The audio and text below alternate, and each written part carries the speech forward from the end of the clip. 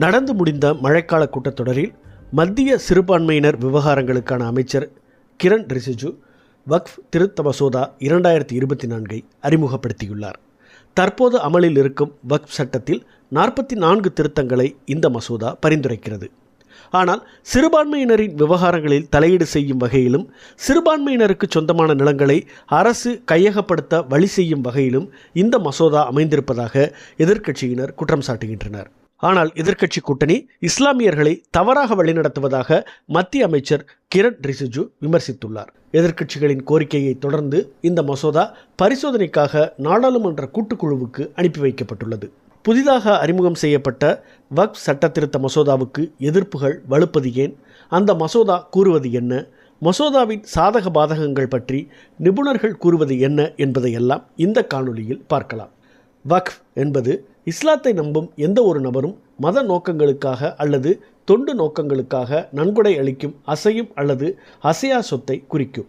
நாடு முழுவதும் வக்ஃப் வாரியத்தின் கீழ் 8,72,000 அசையா சொத்துக்கள் உள்ளன. மொத்தம் 9.4 லட்சம் ஏக்கர் நிலத்தில் அமைந்துள்ள 3.56 லட்சம் எஸ்டேட்டுகளும் உள்ளன. பாதுகாப்பு அமைச்சகம் மற்றும் இந்திய ரயில்வேவுக்கு அடுத்தபடியாக இந்தியாவில் அதிக சொத்துக்களை தனது கட்டுப்பாட்டில் வைத்திருப்பது வக்ஃப் வாரியம்தான்.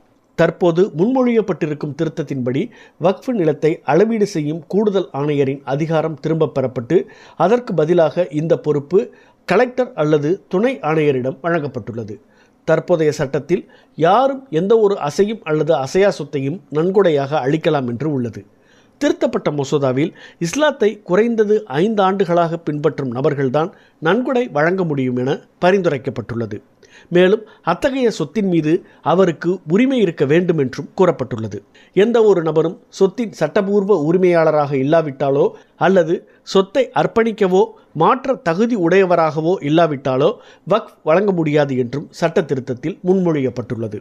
மத்திய வக்ஃப் கவுன்சிலிலும் மாநில அளவிலான வக்ஃப் வாரியத்திலும் முஸ்லிம் அல்லாத 2 பிரதிநிதிகள் இருக்க வேண்டும் என்ற விதிமுறை உருவாக்கப்பட்டுள்ளது. புதிய திருத்தங்களின் கீழ் போரா மற்றும் ஆகாகனி சமூகத்தினருக்கென தனி வக்ஃப் வாரியம் அமைப்பது குறித்தும் பேசப்பட்டுள்ளது.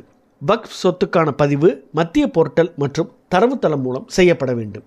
இந்த போர்ட்டல் மூலம் முத்தவள்ளிகள், அதாவது வக்ஃப் சொத்தை கவனிப்பவர்கள் சொத்து கணக்குகள் பற்றிய தகவல்களை அளிக்க வேண்டும். இதனுடன் ஆண்டு வருமானம் 5,000 ரூபாய்க்கு குறைவாக உள்ள சொத்துக்கு வக்ஃப் வாரியத்திற்கு முத்தவள்ளி செலுத்த வேண்டிய தொகையும் 7% இருந்து 5% குறைக்கப்பட்டுள்ளது.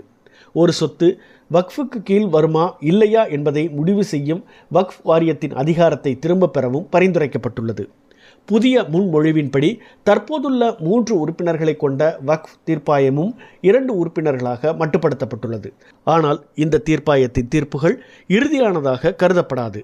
தீர்ப்பாயத்தின் தீர்ப்புகளுக்கு எதிராக 90 நாட்களுக்குள் உயர் நீதிமன்றத்தில் மேல்முறையீடு செய்யலாம். வரம்பு சட்டத்தை, அதாவது லிமிட்டேஷன் ஆக்ட் சட்டத்தை அமல்படுத்த வேண்டும் என்ற நிபந்தனையை நீக்க புதிய மசோதாவில் விதிமுறை உள்ளது. அதன்படி 12 ஆண்டுகளுக்கு மேலாக வக்ஃப் நிலத்தை ஆக்கிரமித்து வைத்திருப்பவர்கள் இந்த திருத்தத்தின் மூலம் உரிமையாளர்களாக மாற முடியும். மேலும் ஒரு முக்கிய திருத்தமும் இந்த மசோதாவில் இடம்பெற்றுள்ளது.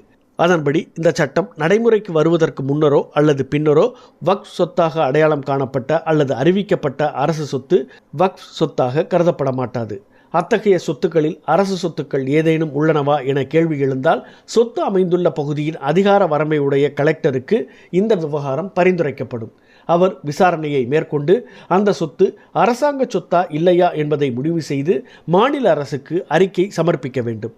கலெக்டர் அறிக்கையை தாக்கல் செய்யும் வரை அந்த சொத்து வக்ஃப் சொத்தாக கருதப்பட மாட்டாது.